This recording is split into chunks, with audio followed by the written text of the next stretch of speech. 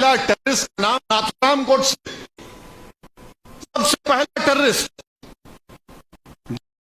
को गोली मारी, उसकी फोटो लेके लोग नाच रहे हैं, पुलिस खामोश बैठी है। अगर कोई उसामा बिन लादेन का फोटो लेके आया तो हजरत पुलिस पूरे घर के दरवाजे को तोड़ देती। ये जालिम गोडसे की फोटो लेकर आए तो पुलिस कुछ नहीं करती। मीडिया चैनल वाले ऐसा खामोश हो गए जैसा कि इनके भाईजान की फोटो देखे टीवी में। हालत रोजा मैं कह रहा हूं कि दुनिया की कोई ताकत असदुद्दीन ओवैसी को खरीद नहीं सकती। महात्मा गांधी के कातिल नाथुराम गोडसे के चाहने वालों पर असदुद्दीन ओवैसी ने जमकर निशाना साधा है।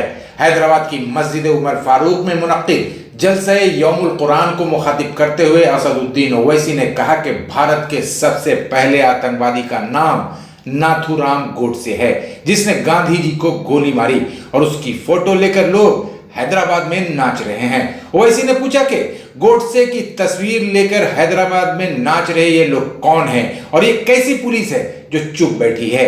मजलिस के सदर ने कहा कि अगर कोई ओसामा बिन लादेन का फोटो लेकर घूमता तो पुलिस उसके घर के दरवाजे को तोड़ देती।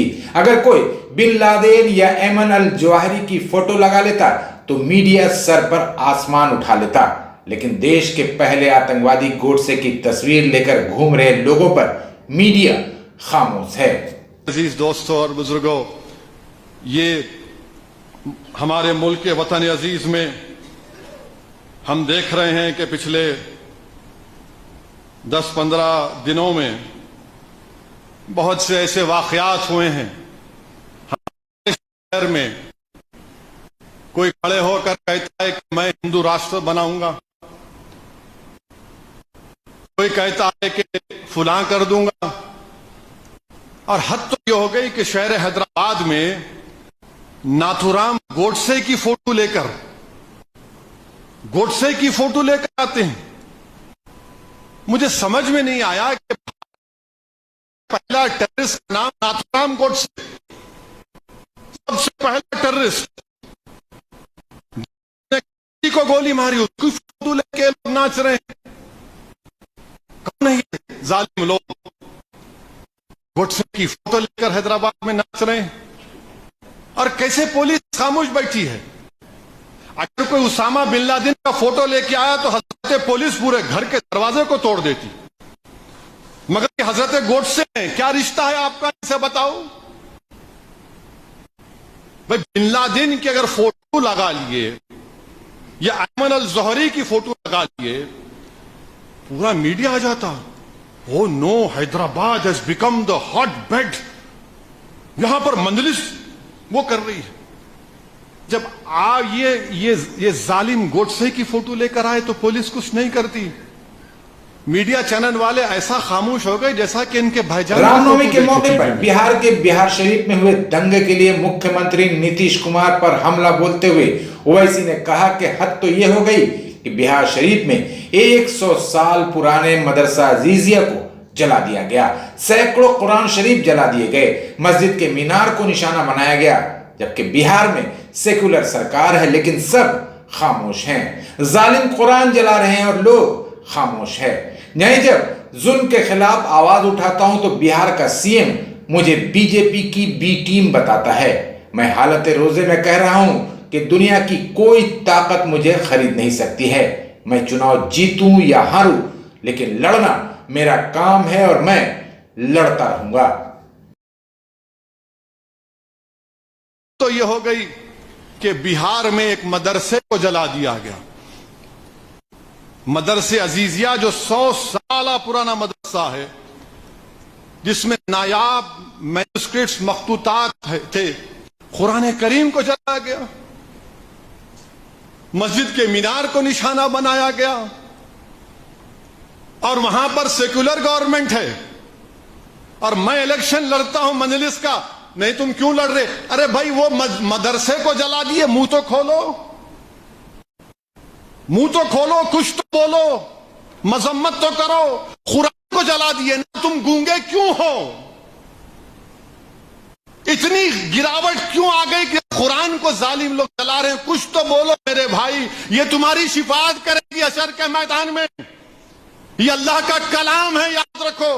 इसके ताल्लुक से रसूल अल्लाह सल्लल्लाहु अलैहि वसल्लम ने फरमाया था कि अगर इसको अल्लाह पहाड़ों पर नाजिल करता तो पहाड़ रेजा रेजा हो जाते। कोई नहीं। हम पुकार कर मजम्मत कर रहे हैं। क्यों कर रहे हैं? क्योंकि नाइंसाफी है। मगर जो लोग सेकुलरिज्म के चौधरी हैं, जो लोग मेरे लड़ने पर क्या झूठे इल्जाम लगाती हैं मुझ पर, अब तो बोलो आप, तो बोलेंगे नहीं नहीं ये मौका नहीं है बोलने का, खामोशी अख्तियार करो। तो हमारे बिहार के सदर अख्तर ईमान ने अच्छा कहा इस पर। उन्होंने कहा कि भाईजान अगर खामोश होते तो आपके अब्बा की आपकी अम्मा से शादी नहीं होती थी। उनको बोलना पड़ा कबूल है, अम्मा को बोलना पड़ा कबूल है। तो खामोशी से काम नहीं चलेगा। तोड़ो इस सन्नाटे को, तोड़ो इस सन्नाटे को। मगर कोई नहीं बोले और वहां का चीफ मिनिस्टर है, माने ऐसा कभी इधर कुलाटी मारते कभी उधर। अब जब हम इनसे पूछे कि आप मायना क्यों नहीं किए, आप उस मदरसे को बनाओ दो, पुलिस के ऑर्डर के सामने ही हरकत हुई। है बिहार में जहां पर औरतों का वीडियो देखो, आप रो रही हैं, मेरी बच्ची की शादी के लिए जेवर रखे, चला गया। कोई हुकूमत कुछ नहीं बोल रही बिहार के। क्यों? क्योंकि वो सेकुलर हैं।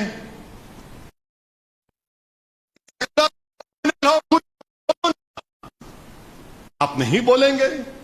और जब हम बोलते हैं तो वहां का चीफ मिनिस्टर बोलता असदुद्दीन ओवैसी एजेंट है।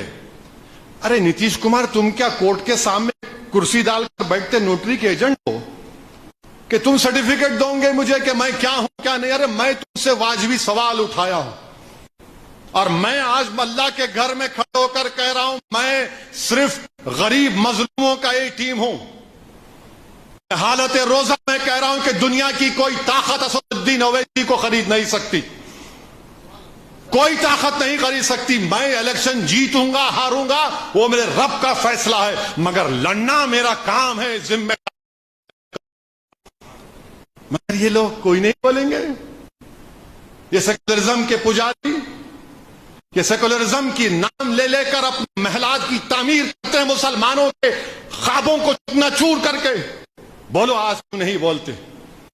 अफसोस तो इस बात का होता है कि मजहबी त्योहार मजहब का होता है तो वो अमन का नाम पर होता है। कोई अपने किसी भी खुदा को, अल्लाह को, भगवान को, किसी गॉड को मानता है तो उसमें एक रूहानियत होती, स्पिरिचुअलिज्म होता है। मगर ये कौन सा ये लोग काम कर रहे हैं कि त्योहार में तशद्दुद करेंगे? मैं मुसलमानों से अपील कर देना करना चाहिए। हमारा त्योहार होगा, अमन है इस्लाम का नाम, हम अमन से रहते या अमन से रहते रहेंगे। मगर ये लोग कौन हैं? कौन है? मोदी जी तो नाम ही नहीं लेते इन लोगों का।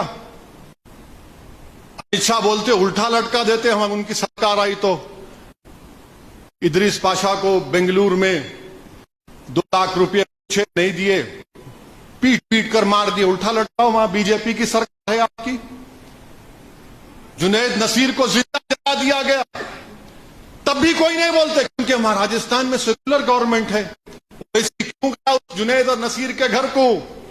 अरे मैं नहीं गया तो कौन जाएगा फिर?